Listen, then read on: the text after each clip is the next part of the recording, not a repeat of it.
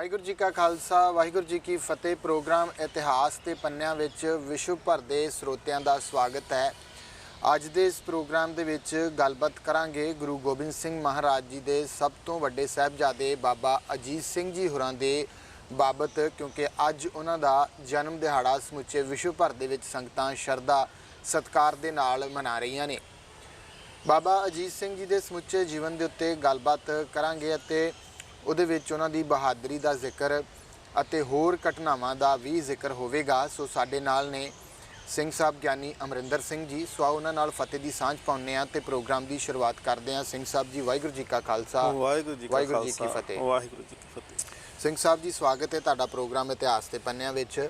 ਤੇ ਸਭ ਤੋਂ ਪਹਿਲਾਂ ਮੈਂ ਜਾਣਨਾ ਚਾਹੂੰਗਾ ਕਿ ਬਾਬਾ ਅਜੀਤ ਸਿੰਘ ਜੀ ਦਾ ਜਨਮ ਦਿਹਾੜਾ ਮਨਾਇਆ ਜਾ ਰਿਹਾ ਹੈ, ਤੇ ਉਹਨਾਂ ਦਾ ਜਨਮ ਜਿਹੜਾ ਆ ਉਹ ਕਦੋਂ ਤੇ ਕਿੱਥੇ ਹੋਇਆ, ਸਮੁੱਚੀ ਜਾਣਕਾਰੀ ਸੰਗਤਾਂ ਨਾਲ ਜ਼ਰੂਰ ਸਾਂਝੀ ਕਰੋ। ਸਤਿਗੁਰੂ ਗੁਰੂ ਗੋਬਿੰਦ ਸਿੰਘ ਮਹਾਰਾਜ ਪਾਤਸ਼ਾਹ ਜੀ ਦੇ ਸਭ ਤੋਂ ਵੱਡੇ ਫਰਜ਼ੰਦ ਨੇ ਬਾਬਾ ਅਜੀਤ ਸਿੰਘ ਜੀ। ਜੀ। ਧੰਨ ਗੁਰੂ ਗੋਬਿੰਦ ਸਿੰਘ ਮਹਾਰਾਜ ਪਾਤਸ਼ਾਹ ਜੀ ਆਪਣੇ ਜੀਵਨ ਕਾਲ ਦੇ ਵਿੱਚ ਜਿਹੜੀ ਪਹਿਲੀ ਜੰਗ ਲੜਦੇ ਨੇ ਜੀ, ਉਸ ਜੰਗ ਨੂੰ ਕਹਿੰਦੇ ਹਨ ਭੰਗਾਣੀ ਦਾ ਯੁੱਧ। ਜੀ। ਗੁਰੂ ਗੋਬਿੰਦ ਸਿੰਘ ਸੱਚੇ ਪਾਤਸ਼ਾਹ ਮਹਾਰਾਜ ਕੁਝ ਕਾਰਨਾਂ ਦੇ ਕਰਕੇ ਇਸ ਇਲਾਕੇ ਦੇ ਵਿੱਚ ਆਉਂਦੇ ਨੇ, ਜਿਹੜਾ ਹਿਮਾਚਲ ਦਾ ਇਲਾਕਾ ਇਹਨੂੰ ਗਿਣਿਆ ਜਾਂਦਾ ਹੈ, ਤੇ ਜਮਨਾ ਦਾ ਜਿਹੜਾ ਇਹ ਬਹੁਤ ਖੂਬਸੂਰਤ ਤੱਟ ਹੈ। ਸਤਿਗੁਰੂ ਸੱਚੇ ਪਾਤਸ਼ਾਹ ਮਹਾਰਾਜ ਇੱਥੇ ਇੱਕ ਨਗਰ ਵਸਾਉਂਦੇ ਨੇ, ਜਿਸ ਨਗਰ ਦਾ ਨਾਮ ਰੱਖਿਆ ਜਾਂਦਾ ਹੈ ਪਾਉਂਟਾ। ਜੀ। ਮਹਾਰਾਜ ਨੇ ਆਪਣੀ ਬਾਣੀ ਦੇ ਵਿੱਚ ਵੀ ਇਸ ਦਾ ਜ਼ਿਕਰ ਕੀਤਾ ਹੈ। ਜੀ। ਗੁਰੂ ਗੋਬਿੰਦ ਸਿੰਘ ਮਹਾਰਾਜ ਸੱਚੇ ਪਾਤਸ਼ਾਹ ਜੀ ਦਾ ਇੱਥੇ ਫਿਰ ਭੰਗਾਣੀ ਦਾ ਜਿਹੜਾ ਮੈਦਾਨ ਸੀ, ਉਸ ਮੈਦਾਨ ਦੇ ਵਿੱਚ ਸਤਿਗੁਰੂ ਮਹਾਰਾਜ ਜੀ ਦਾ ਰਾਜਾ ਹਰੀ ਚੰਦ, ਬਿਲਾਸਪੁਰ ਦੇ ਰਾਜੇ ਭੀਮ ਚੰਦ ਇਤਿਆਦਿਕ ਜਿਹੜੇ ਨੇ, ਉਹਨਾਂ ਦੇ ਨਾਲ ਸਤਿਗੁਰੂ ਮਹਾਰਾਜ ਸੱਚੇ ਪਾਤਸ਼ਾਹ ਜੀ ਦਾ ਜੰਗ ਹੁੰਦਾ ਹੈ। ਜੰਗ ਦੇ ਵਿੱਚ ਸਤਿਗੁਰੂ ਗੁਰੂ ਗੋਬਿੰਦ ਸਿੰਘ ਮਹਾਰਾਜ ਪਾਤਸ਼ਾਹ ਜੀ ਦੀ ਫਤਿਹ ਹੁੰਦੀ ਹੈ। ਹਰੀ ਚੰਦ ਰਾਜਾ ਇਸ ਜੰਗ ਦੇ ਵਿੱਚ ਜਿਹੜਾ ਹੈ ਉਹ ਮਾਰਿਆ ਜਾਂਦਾ ਹੈ। ਜੀ। ਸਤਿਗੁਰੂ ਸੱਚੇ ਪਾਤਸ਼ਾਹ ਮਹਾਰਾਜ ਇਸ ਜੰਗ ਦੀ ਸਮਾਪਤੀ ਤੋਂ ਬਾਅਦ ਜਦੋਂ ਵਾਪਸ ਪਰਤ ਕੇ ਪੌਂਟੇ ਆਉਂਦੇ ਨੇ, ਜੀ, ਜਿਹਨੂੰ ਅਸੀਂ ਪੌਂਟਾ ਸਾਹਿਬ ਆਖਦੇ ਹਾਂ, ਜੀ, ਤੇ ਸਤਿਗੁਰੂ ਮਹਾਰਾਜ ਜੀ ਨੂੰ ਪਹੁੰਚਣ ਤੇ ਪਤਾ ਲੱਗਦਾ ਹੈ, ਖਬਰ ਮਿਲਦੀ ਹੈ ਕਿ ਮਹਾਰਾਜ ਪਾਤਸ਼ਾਹ ਜੀ ਆਪ ਜੀ ਦੇ ਮਹਿਲ ਉਸ ਵੇਲੇ ਨਾਮ ਜੀਤੋ ਹੈ ਤੇ ਬਾਅਦ ਵਿੱਚ ਅੰਮ੍ਰਿਤ ਸੰਚਾਰ ਤੋਂ ਬਾਅਦ ਜੀਤ ਕੌਰ ਹੈ। ਜੀ। ਕਿ ਮਹਾਰਾਜ ਜੀ ਆਪ ਜੀ ਦੀ ਸੁਪਤਨੀ, ਆਪ ਜੀ ਦੇ ਮਹਿਲ ਮਾਤਾ ਜੀਤੋ ਜੀ ਦੀ ਕੁੱਖੋਂ ਸਾਹਿਬਜ਼ਾਦੇ ਨੇ ਜਨਮ ਲਿਆ ਹੈ। ਜੀ।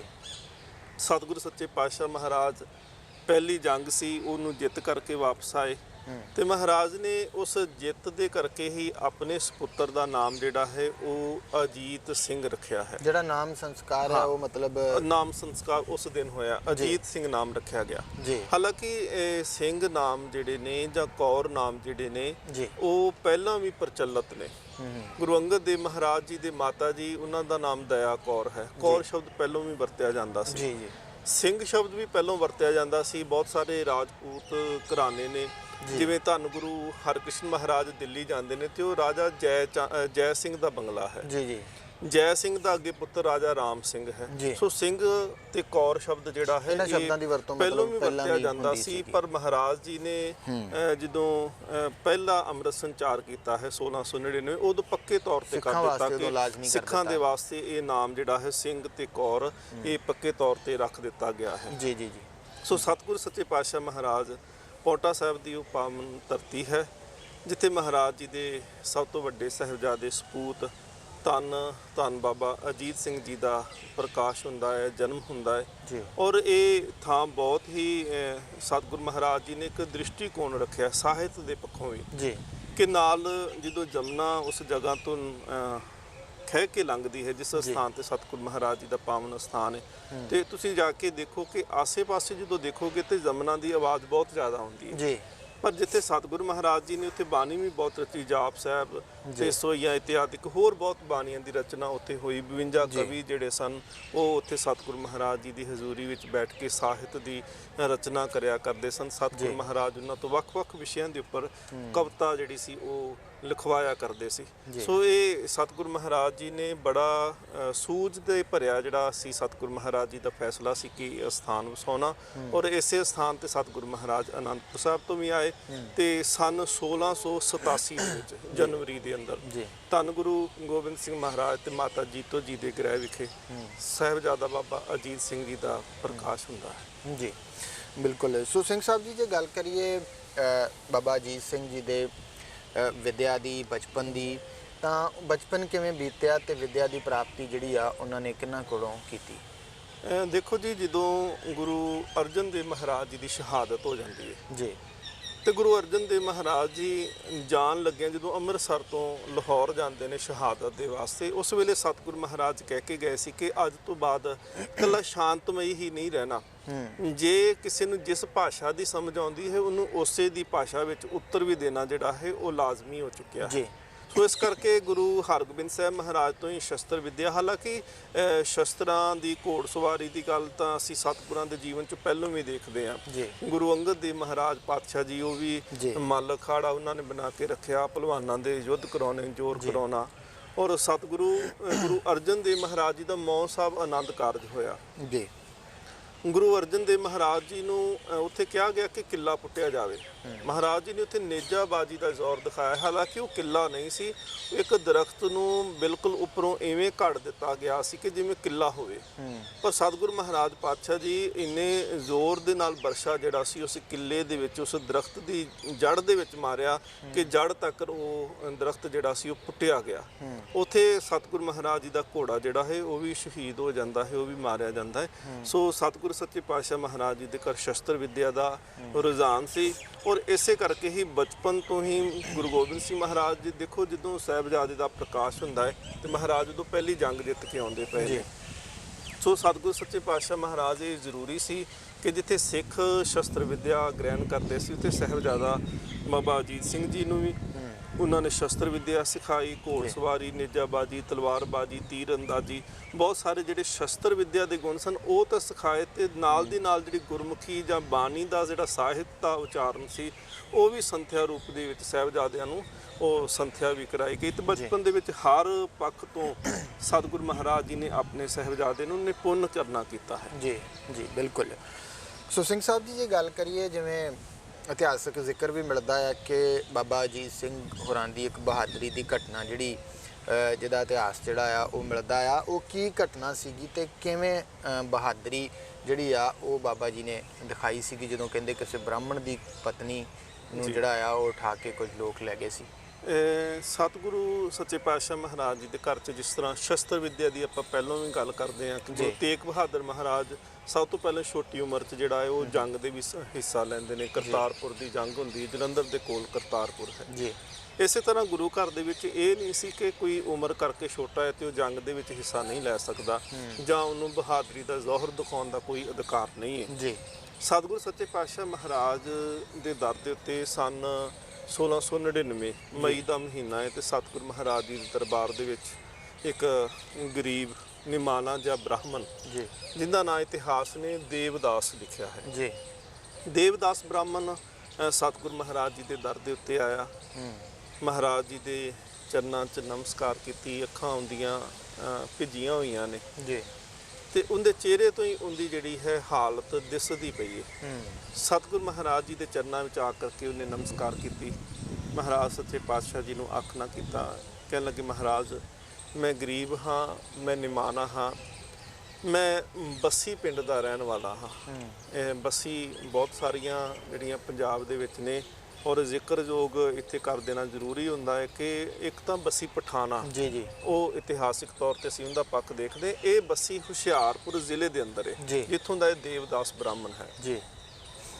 ਮਹਾਰਾਜ ਮੈਂ ਹੁਸ਼ਿਆਰਪੁਰ ਜ਼ਿਲ੍ਹੇ ਤੋਂ ਆਇਆ ਹਾਂ, ਬੱਸੀ ਮੇਰਾ ਨਗਰ ਹੈ ਤੇ ਉੱਥੋਂ ਦਾ ਪਠਾਨ ਜਿਹੜੇ ਨੇ ਉਹ ਬੜੇ ਜ਼ਾਬਰ ਨੇ ਜੀ, ਤੇ ਉਹਨਾਂ ਪਠਾਨਾਂ ਨੇ ਨਾਲੇ ਤਾਂ ਮੇਰੇ ਉੱਤੇ ਜ਼ੁਲਮ ਕੀਤਾ, ਮੈਨੂੰ ਕੁੱਟਿਆ ਮਾਰਿਆ, ਔਰ ਨਾਲ ਹੀ ਮੇਰੀ ਘਰ ਦੀ ਜਿਹੜੀ ਹੈ ਉਹਨੂੰ ਵੀ ਜ਼ਬਰੀ ਚੁੱਕ ਕੇ ਲੈ ਕੇ ਗਏ ਨੇ। ਉਸ ਪਠਾਨ ਦਾ ਨਾਮ ਜ਼ਾਬਰ ਖਾਂ ਇਤਿਹਾਸ ਦੇ ਵਿੱਚ ਲਿਖਿਆ ਮਿਲਦਾ ਹੈ ਜੀ। ਸਤਿਗੁਰੂ ਸੱਚੇ ਪਾਤਸ਼ਾਹ ਮਹਾਰਾਜ ਮੈਂ ਦੇਖਿਆ ਕਿ ਬਹੁਤ ਸਾਰੇ ਲੋਕ ਵੱਡੇ ਨੇ, ਹੈਸੀਅਤ ਵਾਲੇ ਵੀ ਨੇ, ਪਰ ਮੇਰੀ ਫਰਿਆਦ ਕਿਸੇ ਨੇ ਨਹੀਂ ਸੁਣੀ ਜੀ। ਔਰ ਮੈਨੂੰ ਇਹ ਪੂਰਨ ਯਕੀਨ ਭਰੋਸਾ ਹੈ ਕਿ ਗੁਰੂ ਨਾਨਕ ਦਾ ਘਰ ਹੀ ਐਸਾ ਘਰ ਹੈ ਜਿੱਥੇ ਮੇਰੀ ਜਿਹੜੀ ਹੈ ਉਹ ਖਾਹਿਸ਼ ਪੂਰੀ ਹੋ ਸਕਦੀ ਜਾਂ ਮੇਰੇ ਦੁੱਖ ਦਾ ਨਿਵਾਰਨ ਹੋ ਸਕਦਾ ਹੈ।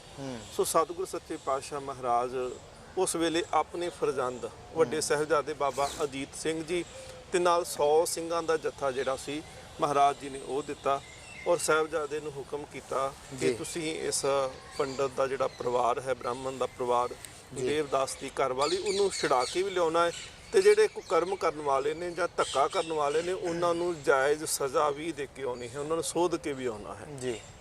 ਬਾਬਾ ਅਜੀਤ ਸਿੰਘ ਜੀ ਫਿਰ ਬੱਸੀ ਪਿੰਡ ਪਹੁੰਚਦੇ ਨੇ ਔਰ ਜ਼ਾਬਰ ਖਾਨ ਦੀ ਹਵੇਲੀ ਨੂੰ ਘੇਰਾ ਵੀ ਸਤਿਗੁਰ ਮਹਾਰਾਜ ਜੀ ਦੇ ਸਪੂਤ ਨੇ ਪਾਉਣਾ ਕੀਤਾ ਜੀ। ਦੇਵਦਾਸ ਦੀ ਜਿਹੜੀ ਪਤਨੀ ਹੈ ਉਹਨੂੰ ਵੀ ਬਾਇੱਜ਼ਤ ਉੱਥੋਂ ਰਿਹਾ ਕਰਵਾਇਆ ਔਰ ਜੋ ਬਣਦੀ ਸਜ਼ਾ ਸੀ, ਸੋਧਾ ਸੀ ਜਿਹੜਾ, ਉਹ ਪਠਾਨਾਂ ਦਾ ਜ਼ਾਬਰ ਖਾਨ ਤੇ ਉਹਦੇ ਸਾਥੀਆਂ ਦਾ ਸਾਹਿਬਜ਼ਾਦੇ ਨੇ ਲਾਉਣਾ ਕੀਤਾ। ਇਸ ਤੋਂ ਬਾਅਦ ਵਿੱਚ ਫਿਰ 1700 ਦੇ ਵਿੱਚ ਨਰਮੋਹਗੜ੍ਹ ਦੀ ਜੰਗ ਹੁੰਦੀ ਹੈ ਜੀ। ਨਰਮੋਹਗੜ੍ਹ ਦੇ ਸਥਾਨ ਤੇ ਬਾਬਾ ਅਜੀਤ ਸਿੰਘ ਸਾਹਿਬ ਜੀ ਨੇ ਵੀ ਬਹੁਤ ਫਿਰ ਉੱਥੇ ਬਹਾਦਰੀ ਤੇ ਜ਼ੋਰ ਦਿਖਾਇਆ ਤੇ ਉਸ ਜੰਗ ਦੇ ਵਿੱਚ ਵੀ ਹਿੱਸਾ ਲਿਆ। ਸੋ ਬਾਬਾ ਅਜੀਤ ਸਿੰਘ ਜੀ ਜਿਵੇਂ ਸਤਿਗੁਰੂ ਮਹਾਰਾਜ ਜੀ ਦਾ ਉਹ ਖੂਨ ਵੀ ਨੇ ਔਰ ਗੁਰੂ ਗੋਬਿੰਦ ਸਿੰਘ ਮਹਾਰਾਜ ਇੱਕ ਬਹਾਦਰੀ ਦਾ ਬਿਲਕੁਲ ਮੁਜੱਸਮਾ ਨੇ ਤੇ ਉਹਨਾਂ ਦੇ ਸਪੁੱਤਰ ਨੇ ਤੇ ਬਹਾਦਰੀ ਜਾਂ ਦਲੇਰੀ ਦੀ ਘਾਟ ਅਸੀਂ ਉਹਨਾਂ ਦੇ ਜੀਵਨ 'ਚ ਕਿਤੇ ਵੀ ਨਹੀਂ ਦੇਖ ਸਕਦੇ ਜੀ ਜੀ। ਤੇ ਜਦੋਂ ਸਿੰਘ ਸਾਹਿਬ ਜੀ ਬਾਬਾ ਅਜੀਤ ਸਿੰਘ ਜੀ ਜਿਵੇਂ ਕਿਸੇ ਜੰਗ ਯੁੱਧ ਦੇ ਵਿੱਚ ਹਿੱਸਾ ਲੈ ਕੇ ਪਰਤਦੇ ਸਨ ਜਾਂ ਜਿਵੇਂ ਪਹਿਲਾਂ ਘਟਨਾ ਦਾ ਜ਼ਿਕਰ ਜਿਹੜਾ ਕੀਤਾ ਹੈ, ਤਾਂ ਫਿਰ ਜਦੋਂ ਗੁਰੂ ਸਾਹਿਬ ਨੂੰ ਆ ਕੇ ਮਿਲਦੇ ਸਨ ਤਾਂ ਗੁਰੂ ਸਾਹਿਬ ਕਿਵੇਂ ਉਹਨਾਂ ਨੂੰ ਦੁਲਾਰਦੇ ਸਨ? ਸੁਭਾਵਿਕ ਹੈ ਕਿ ਜਦੋਂ ਕੋਈ ਰਾਜਾ ਉਹਦੇ ਵੀ ਸੈਨਿਕ ਜਿੱਤ ਕੇ ਆਉਂਦੇ ਆ ਜਾਂ ਉਹਦਾ ਬੇਟਾ ਜਿਹੜਾ ਹੈ ਉਹ ਇਸ ਤਰ੍ਹਾਂ ਦੀ ਬਹਾਦਰੀ ਦਾ ਕੋਈ ਕਰਤੱਵ ਜਿਹੜਾ ਆ ਉਹ ਦਿਖਾਉਂਦਾ ਆ ਤਾਂ ਸੁਭਾਵਿਕ ਹੈ ਕਿ ਉਹਨਾਂ ਨੂੰ ਜਿਹੜਾ ਆ ਉਹ ਕਈ ਤਰ੍ਹਾਂ ਦੇ ਖਿਤਾਬ ਦਿੱਤੇ ਜਾਂਦੇ ਆ ਜਾਂ ਹੋਰ। ਜਾਂ ਗੁਰੂ ਮਹਾਰਾਜ ਫਿਰ ਕਿਵੇਂ ਜਿਹੜਾ ਆ ਉਹ ਜਦੋਂ ਆਉਂਦੇ ਸਨ ਤਾਂ ਕੀ ਗੱਲਾਂ ਬਾਤਾਂ ਜਿਹੜੀਆਂ ਹੁੰਦੀਆਂ ਸਨ ਤੇ ਕਿਵੇਂ ਉਹਨਾਂ ਨੂੰ ਅਗਾਂਹ ਵੀ ਇਸੇ ਤਰ੍ਹਾਂ ਦੀ ਬਹਾਦਰੀ ਦਿਖਾਉਣ ਵਾਸਤੇ ਹੀ ਪ੍ਰੇਰਦੇ ਸਨ? ਜਿਵੇਂ ਅਸੀਂ ਬਾਣੀ ਵਿੱਚ ਪੜ੍ਹਦੇ ਨਾ, ਨਾਨਕ ਨਦਰੀ ਨਦਰ ਨਿਹਾਲ ਜੀ, ਗੁਰੂ ਜੀ ਦੀ ਦ੍ਰਿਸ਼ਟੀ ਜਿਹੜੀ ਹੈ ਉਹ ਦ੍ਰਿਸ਼ਟੀ ਦੇ ਵਿੱਚੋਂ ਇੰਨੀ ਹਾਲਤਾਂ ਮਿਲ ਜਾਂਦੀ ਹੈ ਜੀ। ਗੁਰੂ ਅੰਗਦ ਦੇਵ ਸੱਚੇ ਪਾਤਸ਼ਾਹ ਮਹਾਰਾਜ ਗੁਰਤਾ ਗੱਦੀ ਤੇ ਜਿਸ ਵੇਲੇ ਬਿਰਾਜਮਾਨ ਹੋਏ ਸਨ ਜੀ ਤੇ ਮਹਾਰਾਜ ਜੀ ਦਾ ਜੀਵਨ ਜਦੋਂ ਅਸੀਂ ਪੜ੍ਹਦੇ ਹਾਂ ਤੇ ਉਸ ਜੀਵਨ ਦੇ ਵਿੱਚੋਂ ਸਾਨੂੰ ਮਿਲਦਾ ਹੈ ਕਿ ਸਤਿਗੁਰ ਮਹਾਰਾਜ ਪਾਤਸ਼ਾਹ ਬਹੁਤ ਲੰਮਾ ਸਮਾਂ ਜੀ ਮਹਾਰਾਜ ਜੀ ਨੇ ਨੇਤਰ ਬੰਦ ਕਰ ਲੈਣੇ ਤੇ ਬੈਠੇ ਰਹਿਣਾ ਜੀ। ਯਾਦ ਵਿੱਚ ਗੁਰੂ ਨਾਨਕ ਦੇਵ ਮਹਾਰਾਜ ਜੀ ਦੇ ਸਰੂਪ, ਕਿਉਂਕਿ ਸੇਵਾ ਕੀਤੀ ਸੀ ਨਾ, ਮਹਾਰਾਜ ਜੀ ਦੇ ਚਰਨਾਂ ਵਿੱਚ ਰਹੇ 8 ਸਾਲ ਤੋਂ ਤਕਰੀਬਨ ਸਮਾਂ ਜਿਹੜਾ ਬਣਦਾ ਹੈ ਜੀ।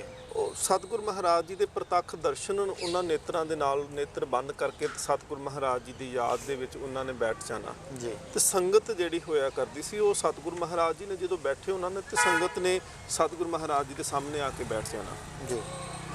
ਸਤਿਗੁਰੂ ਮਹਾਰਾਜ ਜੀ ਨੇ ਜਦੋਂ ਨੇਤਰ ਖੋਲ੍ਹਣੇ ਔਰ ਇਤਿਹਾਸ ਲਿਖਦਾ ਹੈ ਕਿ ਜਿਸ ਉੱਪਰ ਗੁਰੂ ਅੰਗਦ ਦੇਵ ਸੱਚੇ ਪਾਤਸ਼ਾਹ ਮਹਾਰਾਜ ਜੀ ਦੀ ਸਭ ਤੋਂ ਪਹਿਲਾਂ ਨਿਗਾਹ ਪੈਣੀ ਤੇ ਉਹਨੂੰ ਬ੍ਰਹਮ ਦ੍ਰਿਸ਼ਟੀ ਜਾਂ ਬ੍ਰਹਮ ਅਵਸਥਾ ਪ੍ਰਾਪਤ ਹੋ ਜਾਂਦੀ ਸੀ। ਸੋ ਗੁਰੂ ਦੀ ਨਜ਼ਰ ਦੇ ਵਿੱਚ ਹੀ ਸਾਰੀਆਂ ਬਖਸ਼ਿਸ਼ਾਂ ਨੇ। ਇਸੇ ਕਰਕੇ ਅਸੀਂ ਰੋਜ਼ ਪੜ੍ਹਦੇ ਹਾਂ ਜਦੋਂ ਵੀ ਹੁਕਮਨਾਮਾ ਲਿਆ ਜਾਂਦਾ ਕਿ ਦਰਸ਼ਨ ਪਰਸਿਆ ਗੁਰੂ ਕੇ ਜਨਮ ਮਰਨ ਦੁੱਖ ਜਾਏ। ਸੋ ਸਤਿਗੁਰੂ ਸੱਚੇ ਪਾਤਸ਼ਾਹ ਮਹਾਰਾਜ ਜਦੋਂ ਬਾਬਾ ਅਜੀਤ ਸਿੰਘ ਜੀ ਪਹਿਲੀ ਮੁਹਿੰਮ ਤੇ ਜਾਂਦੇ ਨੇ, ਦੇਵਦਾਸ ਦੀ ਪਤਨੀ ਨੂੰ ਛੁਡਾ ਕਰਕੇ ਲੈ ਕੇ ਆਉਂਦੇ ਨੇ ਜੀ ਔਰ ਸੱਚੇ ਪਾਤਸ਼ਾਹ ਮਹਾਰਾਜ ਜੀ ਦੇ ਸਨਮੁਖ ਜਦੋਂ ਪਹੁੰਚਦੇ ਨੇ ਤੇ ਮਹਾਰਾਜ ਬਲਿਹਾਰ ਜਾਂਦੇ ਨੇ ਜੀ। ਸਤਿਗੁਰੂ ਮਹਾਰਾਜ ਜੀ ਦਾ ਤੁਸੀਂ ਦੇਖੋ ਜਦੋਂ ਮੁਕਤਸਰ ਦੀ ਜੰਗ ਹੁੰਦੀ ਹੈ, ਖਿਦਰਾਣੇ ਦੀ ਢਾਬ ਜੀ, ਔਰ ਉੱਥੇ ਵੀ ਮਹਾਰਾਜ ਬਾਰ-ਬਾਰ ਜਿਹੜਾ ਇਹ ਆਪਣੇ ਸ਼ਹੀਦ ਹੋਏ ਸਿੰਘਾਂ ਦੇ ਕੋਲ ਜਾਂਦੇ ਨੇ ਤੇ ਕਿਸੇ ਨੂੰ 5000 ਕਿਸੇ ਨੂੰ 10000 ਕਿਸੇ ਨੂੰ 30000 ਕਿਸੇ ਨੂੰ 50000 ਮਹਾਰਾਜ ਵੱਖ-ਵੱਖ ਲਕਬ ਦੇ ਕਰਕੇ ਸਤਿਗੁਰੂ ਮਹਾਰਾਜ ਉਹਨਾਂ ਨੂੰ ਜਿਹੜਾ ਹੈ ਉਹ ਸਨਮਾਨਿਤ ਕਰਦੇ ਪਏ ਨੇ। ਤੇ ਬਾਬਾ ਅਜੀਤ ਸਿੰਘ ਜਿਸ ਵੇਲੇ ਜਿੱਤ ਕਰਕੇ ਆਉਂਦੇ ਮਹਾਰਾਜ ਜੀ ਨੇ ਆਪਣੇ ਸੀਨੇ ਨਾਲ ਲਗਾਉਣਾ ਕੀਤਾ, ਉਹਦੀ ਮਹਾਰਾਜ ਜੀ ਨੇ ਵਡਿਆਈ ਕੀਤੀ, ਮਹਾਰਾਜ ਜੀ ਨੇ ਅਸੀਸ ਬਖਸ਼ੀ। ਬਲਿਹਾਰ ਸ਼ਬਦ ਸਤਿਗੁਰੂ ਮਹਾਰਾਜ ਜ਼ਿਆਦਾ ਵਰਤਣਾ। ਸੋ ਸਤਿਗੁਰੂ ਮਹਾਰਾਜ ਆਪਣੇ ਸਿੱਖਾਂ ਨੂੰ, ਆਪਣੇ ਪੁੱਤਰਾਂ ਨੂੰ ਉਹਨਾਂ ਤੋਂ ਬਲਿਹਾਰ ਹੀ ਜਾਂਦੇ ਨੇ ਕਿ ਜਦੋਂ ਧਰਮ ਦੇ ਕਿਸੇ ਕਾਰਜ ਵਾਸਤੇ ਜਾਣਾ ਔਰ ਉੱਥੋਂ ਜਿੱਤ ਪ੍ਰਾਪਤ ਕਰਕੇ ਆਉਣੀ ਤੇ ਮਹਾਰਾਜ ਉਹਨਾਂ ਤੋਂ ਸਦਕੇ ਜਾਣਾ, ਬਲਿਹਾਰ ਜਾਣਾ ਜੀ। ਬਿਲਕੁਲ। ਸੋ ਸਿੰਘ ਸਾਹਿਬ ਜੀ ਬਹੁਤ ਹੀ ਸੁੰਦਰ ਵਿਚਾਰਾਂ ਦੀ ਸਾਂਝ ਵਿਸ਼ਵ ਭਰ ਦੀਆਂ ਸੰਗਤਾਂ ਦੇ ਨਾਲ ਪਾ ਰਹੇ ਨੇ। ਬਾਬਾ ਅਜੀਤ ਸਿੰਘ ਜੀ ਦੇ ਜਨਮ ਦਿਹਾੜੇ ਦੇ ਮੌਕੇ ਦੇ ਉੱਤੇ ਅੱਜ ਦਾ ਜਿਹੜਾ ਇਹ ਪ੍ਰੋਗਰਾਮ ਅਸੀਂ ਕਰ ਰਹੇ ਹਾਂ ਇਤਿਹਾਸ ਦੇ ਪੰਨਿਆਂ ਵਿੱਚੋਂ, ਉਸ ਦੇ ਵਿੱਚ ਸੰਗਤਾਂ ਦੇ ਨਾਲ ਸਾਂਝ ਜਿਹੜੀ ਪਾ ਰਹੇ ਨੇ। ਸੋ ਅੱਗੇ ਚੱਲਦੇ ਹਾਂ ਤੇ ਗੱਲਬਾਤ ਇਸੇ ਤਰ੍ਹਾਂ ਹੀ ਜਾਰੀ ਰੱਖਦੇ ਹਾਂ। ਸਿੰਘ ਸਾਹਿਬ ਜੀ ਗੱਲ ਕਰੀਏ ਬਾਬਾ ਅਜੀਤ ਸਿੰਘ ਹੋਰਾਂ ਦੀ ਫਿਰ ਸ਼ਹਾਦਤ ਦੀ ਜਾਂ ਉਸ ਤੋਂ ਪਹਿਲਾਂ ਜਦੋਂ ਆਨੰਦਪੁਰ ਸਾਹਿਬ ਨੂੰ ਛੱਡਣਾ ਕੀਤਾ ਉਹਨਾਂ ਨੇ, ਤਾਂ ਆਨੰਦਪੁਰ ਸਾਹਿਬ ਜਿਹੜਾ ਆ ਉਹ ਕਦੋਂ ਛੱਡਿਆ ਤੇ ਕਿਵੇਂ ਦੇ ਉਸ ਵੇਲੇ ਹਾਲਾਤ ਜਿਹੜੇ ਆ ਉਹ ਬਣੇ, ਤੇ ਬਾਬਾ ਅਜੀਤ ਸਿੰਘ ਹੋਰਾਂ ਨੇ ਕਿਵੇਂ ਉਦੋਂ ਸਿੰਘਾਂ ਦੇ ਅੱਗੇ ਲੱਗ ਕੇ ਜਿਹੜਾ ਆ ਦੁਸ਼ਮਣ ਦਾ ਮੁਕਾਬਲਾ ਕਰਦਿਆਂ ਹੋਇਆਂ ਆਨੰਦਪੁਰ ਸਾਹਿਬ ਦੀ ਧਰਤੀ ਜਿਹੜੀ ਆ ਉਸ ਨੂੰ ਛੱਡਿਆ।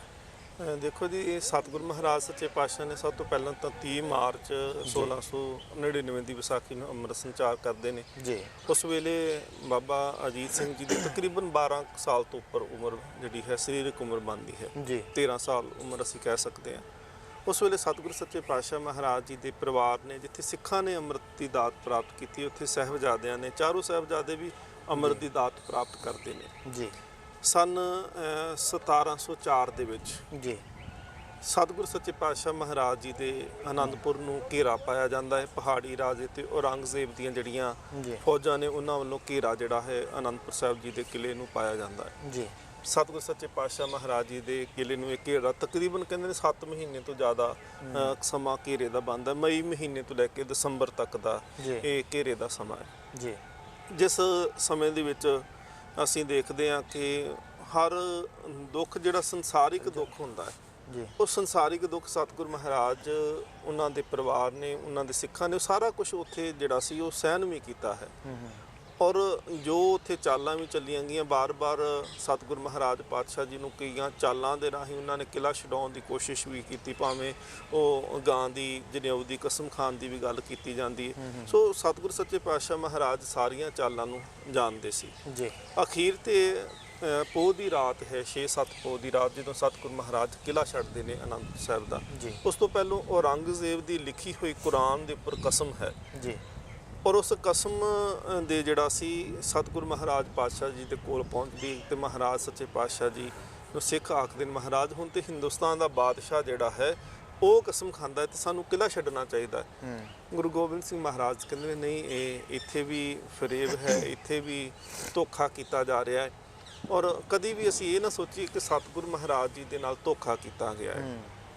ਗੁਰੂ ਗੋਬਿੰਦ ਸਿੰਘ ਮਹਾਰਾਜ ਕਹਿੰਦੇ, ਨਹੀਂ, ਅਸੀਂ ਕਿਸੇ ਦੇ ਧੋਖੇ 'ਚ ਨਹੀਂ ਅਸੀਂ ਆਉਂਦੇ ਪਏ, ਕੇਵਲ ਕਿਸੇ ਧਰਮ ਦੇ ਗ੍ਰੰਥ ਦਾ ਅਸੀਂ ਸਤਿਕਾਰ ਦੇ ਵਾਸਤੇ, ਕਿਉਂਕਿ ਜੇ ਅਸੀਂ ਨਾ ਛੱਡਾਂਗੇ, ਅਸੀਂ ਸਤਿਕਾਰ ਨਾ ਕਰਾਂਗੇ ਤੇ ਫਿਰ ਲੋਕ ਕਹਿਣਗੇ ਕਿ ਦੇਖੋ ਜੀ, ਗੁਰੂ ਸਨ, ਉਹਨਾਂ ਨੇ ਧਰਮ ਗ੍ਰੰਥ ਦਾ ਸਤਿਕਾਰ ਨਹੀਂ ਕੀਤਾ ਤੇ ਦੂਸਰੇ ਕਿਵੇਂ ਕਰ ਸਕਦੇ ਆ ਜੀ ਜੀ। ਸੋ ਸਤਿਗੁਰੂ ਸੱਚੇ ਪਾਤਸ਼ਾਹ ਮਹਾਰਾਜ ਫਿਰ 6-7 ਪੋਹ ਦੀ ਦਰਮਿਆਨੀ ਰਾਤ ਹੈ ਤੇ ਉਸ ਵੇਲੇ ਕਹਿ ਰਹੇ ਨੇ, ਇਤਿਹਾਸ ਲਿਖਦਾ ਹੈ ਕਿ ਸਰਦੀ ਦੇ ਦਿਨ ਨੇ, ਸਰਦੀ ਦੀਆਂ ਬਰਫੀਲੀਆਂ ਠੰਡੀਆਂ ਕੋਰੇ ਦੀਆਂ ਰਾਤਾਂ ਨੇ ਜੀ। ਸਤਿਗੁਰੂ ਸੱਚੇ ਪਾਤਸ਼ਾਹ ਮਹਾਰਾਜ ਆਨੰਦਪੁਰ ਸਾਹਿਬ ਦਾ ਕਿਲ੍ਹਾ ਛੱਡਦੇ ਨੇ। ਥੋੜੀ ਥੋੜੀ ਬਾਰਿਸ਼ ਉਸ ਵੇਲੇ ਕਹਿੰਦੇ ਹੁੰਦੀ ਪਈ ਹੈ।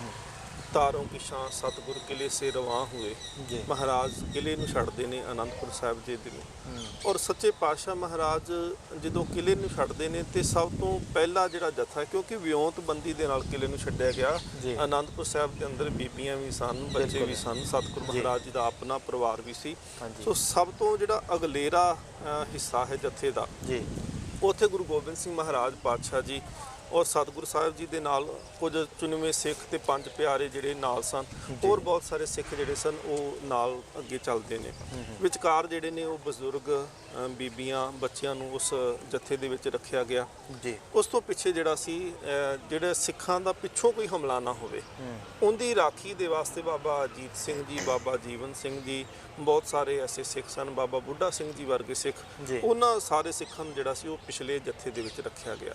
ਸੋ ਇਹ ਜਥਾ ਜਦੋਂ ਸਰਸਾਂ ਦੇ ਕੰਢੇ ਦੇ ਉੱਤੇ ਪਹੁੰਚਦਾ ਹੈ, ਉਸ ਕੰਢੇ ਦੇ ਉੱਤੇ ਪਹੁੰਚਣ ਤੇ ਪਤਾ ਲੱਗਦਾ ਹੈ ਕਿ ਪਿੱਛੋਂ ਫੌਜ ਨੇ ਹਮਲਾ ਕਰ ਦਿੱਤਾ ਹੈ। ਭਾਈ ਉਦੇ ਸਿੰਘ, ਉਹਨਾਂ ਨੂੰ 50 ਸਿੰਘ ਦੇ ਕੇ ਜਥਾ ਭੇਜਿਆ ਜਾਂਦਾ ਹੈ ਤੇ ਨਾਲ ਹੀ ਬਾਬਾ ਜੀਵਨ ਸਿੰਘ ਤੇ ਬੀਬੀ ਭਿੱਖਾਂ ਕੌਰ, ਸਿੱਖ ਇਤਿਹਾਸ ਦੀ ਪਹਿਲੀ ਸ਼ਹੀਦ ਬੀਬੀ ਹੈ, ਉਹਨੂੰ 100 ਸਿੰਘਾਂ ਦਾ ਜਥਾ ਦੇ ਕੇ ਜਿਹੜਾ ਸੀ ਉਹ ਪਿੱਛੇ ਭੇਜਿਆ ਜਾਂਦਾ ਹੈ। ਝੱਖੀਆਂ ਪਿੰਡ ਦੀ ਜੂਹ ਦੇ ਅੰਦਰ ਜਿਹੜਾ ਸੀ ਇਹ ਜੰਗ ਹੁੰਦੀ ਹੈ। ਬਾਬਾ ਅਜੀਤ ਸਿੰਘ ਜੀ ਵੀ ਜਥੇ ਦੇ ਨਾਲ ਜਦੋਂ ਉੱਥੇ ਪਹੁੰਚਦੇ ਨੇ ਤੇ ਉਹ ਉੱਥੇ ਜੰਗ ਕਰਨਾ ਚਾਹੁੰਦੇ ਨੇ ਜੀ, ਪਰ ਇਤਿਹਾਸ ਕਹਿੰਦਾ ਹੈ ਕਿ ਸਤਿਗੁਰੂ ਮਹਾਰਾਜ ਸੁਨੇਹਾ ਭੇਜਦੇ ਨੇ ਕਿ ਤੁਸੀਂ ਇੱਥੇ ਜੰਗ ਨਹੀਂ ਕਰਨੀ, ਤੁਸੀਂ ਸਾਡੇ ਨਾਲ ਅੱਗੇ ਜਾ ਕੇ ਜੰਗ ਕਰਨੀ ਹੈ ਜੀ। ਸੋ ਉੱਥੇ ਅਸੀਂ ਦੇਖਿਆ ਇਤਿਹਾਸ ਦੇ ਵਿੱਚ ਕਿ ਸਤਿਗੁਰੂ ਸੱਚੇ ਪਾਤਸ਼ਾਹ ਮਹਾਰਾਜ ਅੰਮ੍ਰਿਤ ਵੇਲੇ ਦੇ ਚੜ੍ਹਾਅ ਤੇ ਪਹੁੰਚਦੇ ਨੇ। ਆਸਾ ਕੀ ਵਾਰ ਦਾ ਕੀਰਤਨ ਹੁੰਦਾ ਹੈ, ਪਰਿਵਾਰ ਦਾ ਵਿਛੋੜਾ ਵੀ ਇਸ ਜਗ੍ਹਾ ਤੇ ਹੁੰਦਾ ਹੈ ਜੀ। ਮਹਾਰਾਜ ਜੀ ਦਾ ਪਰਿਵਾਰ ਤਿੰਨਾਂ ਹਿੱਸਿਆਂ ਦੇ ਵਿੱਚ ਮਾਤਾ ਸਾਹਿਬ ਕੌਰ, ਮਾਤਾ ਸੁੰਦਰ ਕੌਰ, ਭਾਈ ਮਨੀ ਸਿੰਘ ਤੇ ਆਦਿਕ ਸਿੱਖ ਜਿਹੜੇ ਸਨ ਉਹ ਉੱਥੋਂ ਹੁੰਦਿਆਂ ਹੋਇਆਂ ਜਿਹੜਾ ਸੀ ਉਹ ਦਿੱਲੀ ਤੱਕ ਪਹੁੰਚੇ ਨੇ ਜੀ। ਦੂਸਰਾ ਪਰਿਵਾਰ ਦਾ ਜਿਹੜਾ ਹਿੱਸਾ ਸੀ ਉਹਦੇ ਵਿੱਚ ਛੋਟੇ ਸਾਹਿਬਜ਼ਾਦੇ ਬਾਬਾ ਜੋਰਾਵਰ ਸਿੰਘ, ਬਾਬਾ ਫਤਿਹ ਸਿੰਘ ਤੇ ਮਾਤਾ ਗੁਜਰੀ ਜੀ ਉਹ ਉੱਥੋਂ ਹੁੰਦਿਆਂ ਹੋਇਆਂ ਜਿਹੜਾ ਉਹਨਾਂ ਦਾ ਸਫ਼ਰ ਜਿਹੜਾ ਹੈ ਉਹ ਸਰਹੰਦ ਜਾ ਕੇ ਖਤਮ ਹੁੰਦਾ ਹੈ ਜੀ। ਤੀਸਰਾ ਜਿਹੜਾ ਜੱਥਾ ਸੀ ਪਰਿਵਾਰ ਦਾ ਤੀਸਰਾ ਹਿੱਸਾ ਸੀ ਉਹਦੇ ਵਿੱਚ ਗੁਰੂ ਗੋਬਿੰਦ ਸਿੰਘ ਮਹਾਰਾਜ ਨੇ, ਸਾਹਿਬਜ਼ਾਦਾ ਬਾਬਾ ਅਜੀਤ ਸਿੰਘ ਜੀ ਨੇ, ਸਾਹਿਬਜ਼ਾਦਾ ਬਾਬਾ ਜੁਝਾਰ ਸਿੰਘ ਜੀ ਨੇ, 5 ਪਿਆਰੇ ਨੇ ਤੇ 35 ਕੁ ਸਿੰਘ ਨੇ ਜਿਹੜੇ ਸਰਸਾਂ ਨੂੰ ਪਾਰ ਕਰਦੇ ਨੇ ਤੇ ਰੋਪੜ ਕੋਟਲਾ ਨਿਹੰਗ ਖਾਂ ਕੋਲ ਜਾਂਦੇ ਆ। ਉੱਥੇ ਬਾਬਾ ਬਚਿੱਤਰ ਸਿੰਘ ਜ਼ਖਮੀ ਹਾਲਤ ਵਿੱਚ ਸਨ, ਜਿਹੜੇ ਮਲਕਪੁਰ ਰੰਗੜਾਂ ਦੇ ਵਿੱਚ ਉਹਨਾਂ ਨੇ ਜੰਗ ਕੀਤੀ ਔਰ ਉਹਨਾਂ ਨੂੰ ਜ਼ਖਮੀ ਹਾਲਤ ਦੇ ਵਿੱਚ ਕੋਟਲਾ ਨਿਹੰਗ ਖਾਂ ਦੇ ਕੋਲ ਛੱਡ ਕੇ ਆਉਂਦੇ ਨੇ ਜੀ। ਔਰ 100 ਸਿੰਘ ਜਿਹੜੇ ਸੀ ਉਹ ਉੱਥੇ ਸ਼ਹੀਦ ਹੋ ਚੁੱਕੇ ਸੀ ਸਰਸਾਂ ਦੇ ਪਾਰਲੇ ਬੰਨੇ ਮਲਕਪੁਰ ਰੰਗੜਾਂ ਦੇ ਵਿੱਚ ਜੀ। ਸੋ ਸਤਿਗੁਰ ਮਹਾਰਾਜ ਇੱਥੇ ਨਹੀਂ ਰੁਕਦੇ। ਮਹਾਰਾਜ ਉੱਥੋਂ ਬੂਰ ਮਾਜਰਾ, ਮਨੀ ਮਾਜਰਾ ਇਤਿਆਦਿਕ ਬ੍ਰਾਹਮਣ ਮਾਜਰਾ ਤੋਂ ਹੁੰਦਿਆਂ ਹੋਇਆਂ ਸੱਚੇ ਪਾਤਸ਼ਾਹ ਮਹਾਰਾਜ ਫਿਰ ਚਮਕੌਰ ਸਾਹਿਬ ਜਿਹੜਾ ਹੈ ਚਮਕੌਰ ਦੀ ਧਰਤੀ ਤੇ ਪਹੁੰਚਦੇ ਨੇ ਜੀ। ਬੁੱਧੀ ਚੰਦ ਰਾਵਤ ਦੀ ਉਹ ਹਵੇਲੀ ਤੇ ਮਹਾਰਾਜ ਜਦੋਂ ਹਵੇਲੀ ਦੇ ਬਾਹਰ ਪਹੁੰਚੇ ਤੇ ਸਤਿਗੁਰ ਸੱਚੇ ਪਾਤਸ਼ਾਹ ਮਹਾਰਾਜ ਨੇ, ਇਤਿਹਾਸ ਕਹਿੰਦਾ ਕਿ ਇੱਕ ਛੋਟੀ ਜਿਹੀ ਮਿੱਟੀ ਦੀ ਡਲੀ ਕੱਢ ਕੇ ਤੇ ਉਹਨੂੰ ਹੱਥ ਦੇ ਨਾਲ ਮਸਲਿਆ ਤੇ ਫੂਕ ਮਾਰ ਕੇ ਉਡਾਇਆ। ਭਾਈ ਦਇਆ ਸਿੰਘ ਜੀ ਨੇ ਪੁੱਛਿਆ ਸੀ, ਕਹਿਣ ਲੱਗੇ ਸੱਚੇ ਪਾਤਸ਼ਾਹ ਮਹਾਰਾਜ ਕੀ ਕਾਰਨ ਮਿੱਟੀ ਉਡਾਈ ਹੈ ਤੁਸੀਂ, ਇਹਦੇ ਪਿੱਛੇ ਕੀ ਕਾਰਨ? ਮਹਾਰਾਜ ਕਹਿੰਦੇ ਮੈਂ ਇਸ ਸਰਸ ਜ਼ਮੀਨ ਨੂੰ ਸਿਜਦਾ ਕੀਤਾ ਹੈ, ਇਹ ਉਹ ਥਾਂ ਆ ਜਿੱਥੇ ਮੇਰੇ ਸਪੁੱਤਰਾਂ ਨੇ ਤੇ ਮੇਰੇ ਖਾਲਸੇ ਨੇ, ਮੇਰੇ ਸਿੰਘਾਂ ਨੇ ਕੱਲ ਨੂੰ ਸ਼ਹਾਦਤ ਤੇ ਜਾਮ ਪੀਣੇ ਨੇ। ਸੋ ਇਹ ਸਤਿਗੁਰੂ ਮਹਾਰਾਜ ਪਾਤਸ਼ਾਹ ਜੀ 7 ਪੋਹ ਦੀ ਰਾਤ ਨੂੰ ਜਿਹੜਾ ਹੈ ਉਹ ਚਮਕੌਰ ਸਾਹਿਬ ਪਹੁੰਚ ਜਾਂਦੇ ਨੇ ਜੀ। ਸਿੰਘ ਸਾਹਿਬ ਜੀ, ਸਮਾਂ ਵੀ ਆਪਣੇ ਕੋਲ ਸੀਮਤ ਹੈ। ਅੰਤ ਦੇ ਉੱਤੇ ਇਹ ਜਾਣਨਾ ਚਾਹਾਂਗੇ ਕਿ ਬਾਬਾ ਅਜੀਤ ਸਿੰਘ ਦੀ ਸ਼ਹਾਦਤ ਕਿਵੇਂ ਹੁੰਦੀ ਆ।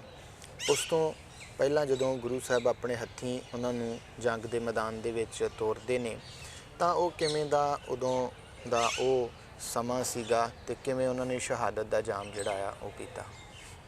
ਦੇਖੋ ਜੀ, ਅਸੀਂ ਇਤਿਹਾਸ ਦੇ ਵਿੱਚ ਜਦੋਂ ਰਹਿਬਰ ਵੀ ਦੇਖਦੇ ਹਾਂ, ਦੂਸਰੇ ਧਰਮਾਂ ਦੇ ਵਿੱਚ ਰਹਿਬਰਾਂ ਨੂੰ ਦੇਖਦੇ ਹਾਂ ਤੇ ਅਸੀਂ ਦੇਖਦੇ ਹਾਂ ਕਿ ਬਹੁਤ ਸਾਰੇ ਐਸੇ ਰਹਿਬਰ ਸਨ ਜਿਹੜੇ ਆਪਣੇ ਹੀ ਪੁੱਤਰ ਦਾ ਵਿਛੋੜਾ ਬਰਦਾਸ਼ਤ ਨਹੀਂ ਸੀ ਕਰ ਸਕੇ। ਬਿਲਕੁਲ। ਚਲੋ ਹੈ ਸਤਿਕਾਰਯੋਗ ਨੇ ਸਾਰੇ, ਪਰ ਅਸੀਂ ਜਦੋਂ ਕੰਪੈਰੀਜ਼ਨ ਕਰਾਂਗੇ, ਅਸੀਂ ਤੁਲਨਾ ਕਰਾਂਗੇ, ਗੁਰੂ ਗੋਬਿੰਦ ਸਿੰਘ ਮਹਾਰਾਜ ਪਾਤਸ਼ਾਹ ਜੀ ਦਾ ਸੱਚਮੁੱਚ ਕੋਈ ਸਾਨੀ ਹੈ ਹੀ ਨਹੀਂ ਸੰਸਾਰ ਦੇ ਵਿੱਚ।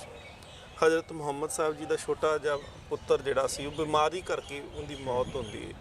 ਹਜ਼ਰਤ ਮੁਹੰਮਦ ਸਾਹਿਬ ਉਹਨਾਂ ਦੀਆਂ ਅੱਖਾਂ ਭਿਜਾਈਆਂ ਸਨ ਜੀ। ਯਕੂਬ ਕੋ ਯੂਸਫ ਕੇ ਵਿਛੜਨੇ ਨੇ ਰੁਲਾਇਆ। ਯਕੂਬ ਯੂਸਫ ਦੇ ਵਿਛੜਨ ਕਰਕੇ ਉਹ ਰੋ ਰੋ ਕੇ ਅੰਨਾ ਹੋ ਗਿਆ ਸੀ ਜੀ। ਦਸ਼ਰਥ ਜਿਹੜੇ ਸਨ ਉਹ ਰਾਮ ਤੇ ਲਕਸ਼ਮਣ ਨੂੰ ਬਨਵਾਸ ਦਿੰਦੇ ਨੇ ਤੇ ਪਤਾ ਹੈ 14 ਸਾਲ ਬਾਅਦ ਵਾਪਸ ਆ ਜਾਣਾ ਹੈ, ਪਰ ਉਹ ਵਿਛੋੜਾ ਜਿਹੜਾ ਸੀ ਉਹ ਅਸਹਿ ਹੈਗਾ ਸੀ, ਜਿੰਦੇ ਕਰਕੇ ਉਹਨਾਂ ਦੀ ਮੌਤ ਹੋ ਜਾਂਦੀ ਹੈ। ਸੋ ਸਤਿਗੁਰ ਸੱਚੇ ਪਾਤਸ਼ਾਹ ਮਹਾਰਾਜ ਉਹ ਰਾਤ 7 ਪੋਹ ਦੀ ਰਾਤ ਮਹਾਰਾਜ ਜੀ ਨੇ ਸਿੱਖਾਂ ਨੂੰ ਬਹੁਤ ਪਿਆਰ ਕੀਤਾ। ਅੱਧੀ ਰਾਤ ਗੁਜ਼ਰਦੀ ਹੈ, ਮਹਾਰਾਜ ਬਾਹਰ ਹਵਾ ਦੇ ਵਿੱਚ ਲਹਿਰਾ, ਹਵਾ ਚੱਲਦੀ ਪਈ ਠੰਡੀ, ਮਹਾਰਾਜ ਆਉਂਦੇ ਨੇ, ਸਿੱਖ ਲੇਟੇ ਹੋਏ ਨੇ, ਆਰਾਮ ਕਰਦੇ ਪਏ ਨੇ ਤੇ ਜੋਗੀ ਅੱਲਾ ਯਾਰ ਖਾਂ ਕਹਿੰਦਾ ਹੈ ਕਿ ਚੂਮਾ ਕਬੀ ਹਲਕੂਮ ਦਹਨ ਚੂਮਨੇ ਬੈਠੇ, ਪਾਇਤੀ ਆਏ ਤੋਂ ਕਦਮ ਚੂਮਨੇ ਬੈਠੇ ਜੀ। ਮਹਾਰਾਜ ਸਿੱਖਾਂ ਦੇ ਚਰਨ ਚੁੰਮਦੇ ਨੇ, ਸਿੱਖਾਂ ਦੇ ਗਲੇ ਨੂੰ ਚੁੰਮਦੇ ਨੇ, ਮੱਥੇ ਨੂੰ ਚੁੰਮਦੇ ਨੇ ਜੀ। ਮਹਾਰਾਜ ਆਪਣੇ ਸਪੁੱਤਰਾਂ ਨੂੰ ਵੀ ਪਿਆਰ ਕਰਦੇ ਆ। ਉੱਥੇ ਬਾਬਾ ਅਜੀਤ ਸਿੰਘ ਦਾ ਮੁੱਖ ਚੁੰਮਿਆ, ਬਾਬਾ ਜੁਝਾਰ ਸਿੰਘ ਜੀ ਦਾ ਮੁੱਖ ਚੁੰਮਿਆ। ਸਵੇਰ ਹੁੰਦੀ ਹੈ ਤੇ ਪਤਾ ਲੱਗਦਾ ਹੈ ਕਿ ਫੌਜ ਨੇ ਜਿਹੜਾ ਹੈ ਇਸ ਗੜੀ ਨੂੰ ਘੇਰਾ ਪਾ ਲਿਆ ਹੈ। ਸਭ ਤੋਂ ਪਹਿਲਾਂ ਸਤਿਗੁਰੂ ਮਹਾਰਾਜ ਪਾਤਸ਼ਾਹ ਜੀ 2 ਸਿੰਘ ਮਦਨ ਸਿੰਘ ਤੇ ਕਾਠਾ ਸਿੰਘ ਨੂੰ ਗੜੀ ਦੇ ਬਿਲਕੁਲ ਦਰਵਾਜ਼ੇ ਦੇ ਅੱਗੇ ਖੜਾ ਕਰਦੇ ਨੇ। ਸੋ ਸਤਿਗੁਰੂ ਮਹਾਰਾਜ ਪਾਤਸ਼ਾਹ ਸਿੰਘਾਂ ਨੂੰ ਗੜੀ ਦੇ ਆਸੇ-ਪਾਸੇ ਬੜੀ ਵਿਉਂਤਬੰਦੀ ਦੇ ਨਾਲ ਖੜਾ ਕੀਤਾ। ਪਹਿਲਾਂ ਤੀਰਾਂ ਦੇ ਨਾਲ ਯੁੱਧ ਕੀਤਾ ਗਿਆ, ਫੌਜ ਨੂੰ ਦੂਰ ਰੱਖਿਆ ਗਿਆ ਗੜੀ ਤੋਂ। ਫਿਰ ਇੱਕ ਹੱਲੇ ਦੇ ਨਾਲ ਕਿਲੇ ਦਾ ਗੜੀ ਦਾ ਦਰਵਾਜ਼ਾ ਤੋੜਨ ਦੀ ਕੋਸ਼ਿਸ਼ ਕੀਤੀ ਗਈ। ਫਿਰ ਸਤਿਗੁਰੂ ਮਹਾਰਾਜ ਨੇ ਨਿਰਣਾ ਕੀਤਾ ਕਿ ਨਹੀਂ, ਜੰਗ ਅੰਦਰ ਰਹਿ ਕੇ ਨਹੀਂ, ਹੁਣ ਬਾਹਰ ਜਾ ਕੇ ਕੀਤੀ ਜਾਏਗੀ। 5-5 ਸਿੰਘਾਂ ਦੇ ਜਥੇ ਜਿਹੜੇ ਸੀ ਮਹਾਰਾਜ ਨੇ ਭੇਜਣੇ ਸ਼ੁਰੂ ਕੀਤੇ। ਤੀਸਰੇ ਜਥੇ ਦੇ ਵਿੱਚ ਫਿਰ ਬਾਬਾ ਅਜੀਤ ਸਿੰਘ ਦੀ ਤਿਆਰੀ ਕਰਦੇ ਆ। ਸੱਚੇ ਪਾਤਸ਼ਾਹ ਮਹਾਰਾਜ ਜੀ ਦੇ ਸਾਹਮਣੇ ਆਉਂਦੇ ਆ। ਮਹਾਰਾਜ ਜੀ ਨੂੰ ਆ ਕੇ ਆਖਦੇ ਕਿ ਸਤਿਗੁਰ ਮਹਾਰਾਜ ਮੈਂ ਜੰਗ ਵਿੱਚ ਜਾਣਾ ਹੈ ਤੇ ਸਤਿਗੁਰ ਮਹਾਰਾਜ ਸੱਚੇ ਪਾਤਸ਼ਾਹ ਕਹਿੰਦੇ ਨੇ ਕਿ ਹਾਂ ਬਿਲਕੁਲ ਜਾਓ, ਪਰ ਇਹ ਜੰਗ ਦਾ ਮੈਦਾਨ ਬਿਲਕੁਲ ਇਹਨੂੰ ਉਵੇਂ ਦਾ ਨਾ ਸਮਝਣਾ ਕਿ ਅਸੀਂ ਇਥੋਂ ਵਾਪਸ ਜਿਉਂਦੇ ਆ ਸਕਦੇ ਹਾਂ। ਤੇ ਬਾਬਾ ਅਜੀਤ ਸਿੰਘ ਜੀ ਆਪਣੇ ਪਿਤਾ ਸਤਿਗੁਰੂ ਨੂੰ ਯਾਦ ਕਰਾਉਂਦੇ ਨੇ, ਕਹਿੰਦੇ ਪਾਤਸ਼ਾਹ ਸਤਿਗੁਰੂ ਪਿਤਾ ਜੀ ਜਿੱਦਣ ਮੇਰਾ ਜਨਮ ਹੋਇਆ ਸੀ ਤੇ ਤੁਸੀਂ ਜੰਗ ਜਿੱਤ ਕੇ ਆਏ ਸੀ ਜੀ ਤੇ ਤੁਸੀਂ ਮੇਰਾ ਨਾਮ ਜਿਹੜਾ ਹੈ ਉਹ ਜਿੱਤ ਦੇ ਕਰਕੇ ਅਜੀਤ ਸਿੰਘ ਰੱਖਿਆ ਸੀ ਜੀ। ਤੇ ਮਹਾਰਾਜ ਨਾਮ ਕਾ ਅਜੀਤ ਹੂੰ ਜੀਤਾ ਨਾ ਜਾਊਂਗਾ, ਜੀਤਾ ਗਿਆ ਤੋ ਜੀਤਾ ਹੁਆ ਵਾਪਸ ਨਾ ਆਊਂਗਾ। ਜੀ ਸੋ ਸਤਿਗੁਰੂ ਮਹਾਰਾਜ ਪਾਤਸ਼ਾਹ ਮੈਂ ਪਿੱਠ ਦਿਖਾ ਕੇ ਜੰਗ ਦੇ ਵਿੱਚੋਂ ਕਦੀ ਨਹੀਂ ਆਵਾਂਗਾ, ਮੈਂ ਤੁਹਾਡਾ ਹੀ ਸੁਪੁੱਤਰ ਆ, ਜੀ ਮੈਨੂੰ ਤੁਸੀਂ ਇਜਾਜ਼ਤ ਦਿਓ। ਸਤਿਗੁਰੂ ਮਹਾਰਾਜ ਨੇ ਆਪ ਆਪਣੇ ਪੁੱਤਰ ਨੂੰ ਸਜਾਇਆ, ਸ਼ਸਤਰ ਸਜਾਏ, ਕਲਗੀ ਸਜਾਈ। ਸਤਿਗੁਰੂ ਮਹਾਰਾਜ ਨੇ ਤੋਰਨ ਤੋਂ ਪਹਿਲਾਂ ਗਲੇ ਦੇ ਨਾਲ ਲਾਉਣਾ ਕੀਤਾ। ਜੀ ਮਹਾਰਾਜ ਪਾਤਸ਼ਾਹ ਗੜੀ ਦੇ ਦਰਵਾਜ਼ੇ ਤੱਕ ਮਹਾਰਾਜ ਆਪ ਗਏ। ਸਤਿਗੁਰੂ ਮਹਾਰਾਜ ਦਾ ਸੁਪੁੱਤਰ ਬਾਬਾ ਅਜੀਤ ਸਿੰਘ ਜੀ ਔਰ ਨਾਲ 5 ਸਿੰਘ ਜਿਹੜੇ ਨੇ ਉਹ ਨਾਲ ਜਾਂਦੇ ਨੇ ਔਰ ਸਤਿਗੁਰੂ ਮਹਾਰਾਜ ਗੜੀ ਦੇ ਉੱਤੋਂ ਖਲੋ ਕਰਕੇ ਦੇਖਦੇ ਆ ਕਿ ਕਿਵੇਂ ਸਾਹਿਬਜ਼ਾਦਾ ਬਾਬਾ ਅਜੀਤ ਸਿੰਘ ਜੀ ਲੜਦਾ ਹੈ। ਜੀ ਬਾਬਾ ਅਜੀਤ ਸਿੰਘ ਜੀ ਇੰਨੀ ਬਹਾਦਰੀ ਦੇ ਨਾਲ ਲੜੇ ਕਿ ਦੁਸ਼ਮਣ ਦੇ ਜਿਹੜਾ ਉਹ ਮੈਦਾਨ ਸੀ ਉਹਦੇ ਵਿੱਚ ਉਹਨਾਂ ਨੇ ਸਫਾਂ ਵਿਛਾ ਦਿੱਤੀਆਂ। ਇੰਨੇ ਦੁਸ਼ਮਣਾਂ ਨੂੰ ਉਹਨਾਂ ਨੇ ਮਾਰਿਆ ਉੱਥੇ। ਜੀ ਔਰ ਉਹ ਕਤਲਗੜ੍ਹ ਦਾ ਜੋ ਸਥਾਨ ਗੁਰਦੁਆਰਾ ਕਤਲਗੜ੍ਹ ਸਾਹਿਬ, ਉਸ ਸਥਾਨ ਤੇ ਸਾਹਿਬਜ਼ਾਦਾ ਜੀ ਸ਼ਹੀਦ ਹੋਣ ਤੋਂ ਪਹਿਲਾਂ ਕਹਿੰਦੇ ਨੇ ਤੀਰ ਮੁੱਕਦੇ ਨੇ ਉਹ ਨੇਜੇ ਨਾਲ ਲੜਦੇ ਨੇ। ਨੇਜਾ ਕਿਸੇ ਦੀ ਸੰਜੋਗ ਦੇ ਵਿੱਚ ਅੜ ਕੇ ਜਿਹੜਾ ਹੈ ਉਹ ਟੁੱਟਦਾ ਹੈ ਤੇ ਫਿਰ ਉਹ ਤਲਵਾਰ ਨਾਲ ਲੜਦੇ ਨੇ, ਤਲਵਾਰ ਵੀ ਖੁੰਡੀ ਹੋ ਜਾਂਦੀ ਹੈ। ਤੇ ਸਾਹਿਬਜ਼ਾਦਾ ਬਾਬਾ ਅਜੀਤ ਸਿੰਘ ਜੀ ਸ਼ਹਾਦਤ ਤੋਂ ਪਹਿਲਾਂ ਕਹਿੰਦੇ ਨੇ ਉਹਨਾਂ ਦੇ ਸਰੀਰ ਦੇ ਉੱਪਰ 392 ਫੱਟ ਸਨ। ਇਹਦਾ ਮਤਲਬ ਕਿ ਜੰਗ ਦੇ ਵਿੱਚ ਹਰ ਪਾਸਿਓਂ ਤੀਰ ਵੀ ਉਹਨਾਂ ਦੇ ਉੱਪਰ ਚਲਾਇਆ ਗਿਆ, ਤਲਵਾਰਾਂ ਵੀ ਚੱਲੀਆਂ, ਨੇਜੇ ਵੀ ਚੱਲੇ ਔਰ ਸਰੀਰ ਦੇ ਉੱਪਰ 392 ਫੱਟ ਹੋਣੇ। ਜੀ ਇਹ ਛੋਟੀ ਗੱਲ ਨਹੀਂ। ਅੱਜ ਸਾਡੇ ਬੱਚਿਆਂ ਦੇ ਉੱਪਰ ਥੋੜਾ ਜਿੰਨਾ ਵੀ ਕਿਤੇ ਕੋਈ ਸੱਟ ਲੱਗਦੀ ਹੈ ਤੇ ਮਾਤਾ ਪਿਤਾ ਸੋਚਦੇ ਨੇ ਕਿ ਨਹੀਂ ਜਲਦੀ ਨਾਲ ਕੋਈ ਟੀਕਾ ਲਗਵਾਇਆ ਜਾਏ, ਕੋਈ ਪੱਟੀ ਕੀਤੀ ਜਾਏ। ਹੁਣ ਜਿਹੜੇ ਸਰੀਰ ਦੇ ਉੱਪਰ ਬਾਰ-ਬਾਰ ਤੀਰ ਵੱਜਦੇ ਨੇ, ਫੱਟ ਲੱਗਦੇ ਪਏ ਨੇ, ਹਾਲਾਂਕਿ ਕੋਈ ਸੰਜੋਗ ਨਹੀਂ, ਕੋਈ ਲੋਹਦਾਰ ਕੱਪੜਾ ਟੋਪ ਨਹੀਂ ਪਹਿਨਿਆ, ਬਿਲਕੁਲ ਆਮ ਜਿਹੇ ਵਸਤਰਾਂ ਦੇ ਵਿੱਚ ਹੀ, ਚੋਲੇ ਦੇ ਵਿੱਚ ਹੀ ਉਹ ਜੰਗ ਕਰਦੇ ਪਏ ਨੇ। ਔਰ 392 ਫੱਟ ਦੀ ਜਿਹੜੀ ਹੈ ਉਹ ਲੱਗਣ ਤੋਂ ਬਾਅਦ ਵਿੱਚ ਉਹ ਕਤਲਗੜ੍ਹ ਦਾ ਚਮਕੌਰ ਦਾ ਮੈਦਾਨ ਹੈ ਜੀ ਜਿੱਥੇ ਸਾਹਿਬਜ਼ਾਦਾ ਬਾਬਾ ਅਜੀਤ ਸਿੰਘ ਜੀ ਦੀ ਸ਼ਹਾਦਤ ਹੁੰਦੀ ਹੈ। ਜੀ ਬਿਲਕੁਲ ਜੀ। ਵਿਸ਼ਵ ਭਰ ਦੀਆਂ ਸੰਗਤਾਂ ਦੇ ਨਾਲ ਬਾਬਾ ਅਜੀਤ ਸਿੰਘ ਜੀ ਦੇ ਸਮੁੱਚੇ ਜੀਵਨ ਦੇ ਉੱਤੇ ਵਿਚਾਰਾਂ ਦੀ ਸਾਂਝ ਭਾਈ ਗਿਆਨੀ ਅਮਰਿੰਦਰ ਸਿੰਘ ਜੀ ਹੋਰਾਂ ਨੇ। ਸੋ ਇਹਨਾਂ ਦਾ ਬਹੁਤ-ਬਹੁਤ ਧੰਨਵਾਦ ਕਰਦੇ ਹਾਂ ਤੇ ਸਮੁੱਚਾ ਬਾਬਾ ਅਜੀਤ ਸਿੰਘ ਜੀ ਦੇ ਜਨਮ ਦਿਹਾੜੇ ਮੌਕੇ ਦੇ ਉੱਤੇ ਸਮੁੱਚੇ ਜੀਵਨ ਨੂੰ ਦਰਸਾਇਆ। ਸੋ ਪ੍ਰੋਗਰਾਮ ਕਰਦਿਆਂ ਹੋਈ ਵਾਧ ਘਾਟ ਨਾ ਚਿਤਾਰਨੀ। ਸੋ ਅੱਜ ਦੇ ਇਸ ਪ੍ਰੋਗਰਾਮ ਦੇ ਵਿੱਚ ਇੰਨਾ ਹੀ। ਸਿੰਘ ਸਾਹਿਬ ਦਾ ਧੰਨਵਾਦ ਕਰਦਿਆਂ ਹੋਇਆਂ ਬੁਲਾਉਂਦੇ ਹਾਂ ਸਾਂਝੇ ਰੂਪ ਦੇ ਵਿੱਚ ਫਤਿਹ। ਵਾਹਿਗੁਰੂ ਜੀ ਕਾ ਖਾਲਸਾ, ਵਾਹਿਗੁਰੂ ਜੀ ਕੀ ਫਤਿਹ।